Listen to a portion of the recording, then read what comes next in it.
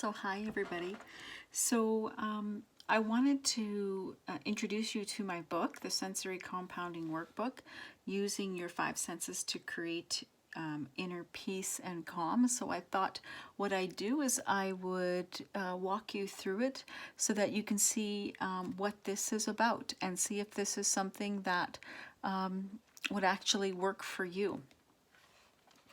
So with creating this book, I had written this book about 3 years ago, and prior to me writing the book, I worked with the health authority here in Alberta, Canada, so in Edmonton.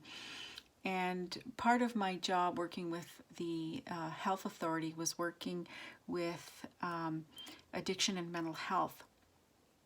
I started off my career working as a psychologist in community clinics. I then transitioned to a management position within the health authority.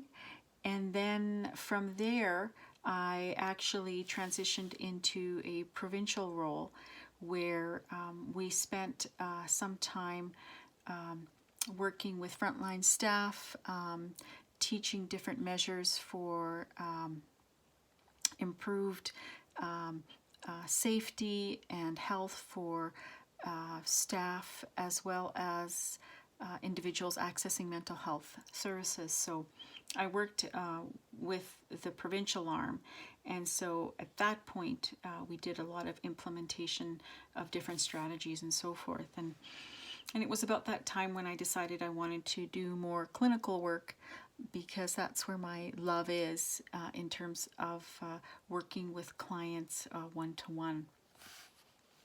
So at this time, for me, I thought that writing something for clients, because as I said, working one-to-one is really what I enjoy doing. I wanted to create a user-friendly, easy to read type of manual for clients, as well as, that it would make sense for people. And in addition to that, of course, there is research behind this, which is really, really important. It's not just something off the fly of the cuff that was created. There is some research behind this. So first of all, this is a book that is published through Balboa Press. And if you go on Balboa Press's website, you'll be able to get both a hard form, so a soft cover, and an ebook. And those are available through Balboa Press if you wanted to purchase those. So the beginning of the book talks a little bit about where my whole idea of sensory compounding came about. And it was actually a time when I had lost my mom.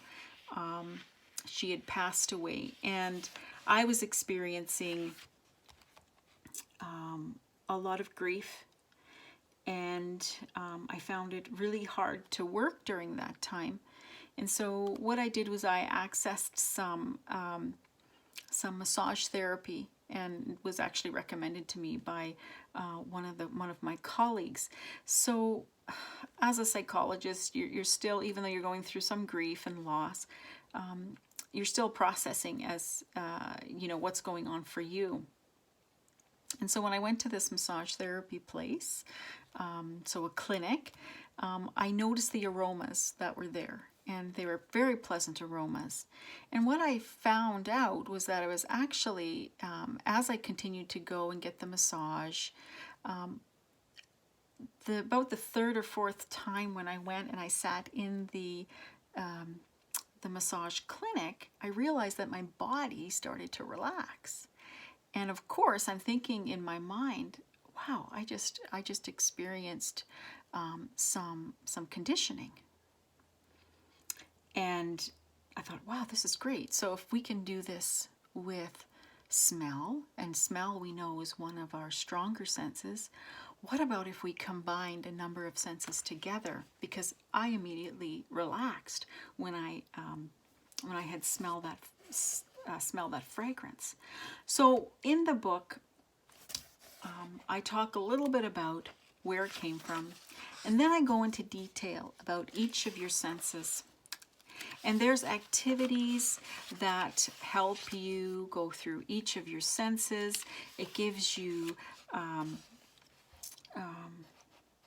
the activities are basically designed to help you connect on a deeper level with each of your 5 senses, so your sensory system. And of course, so for example, it does talk a little bit in detail about each sense in more detail. And as I said, there's research behind that.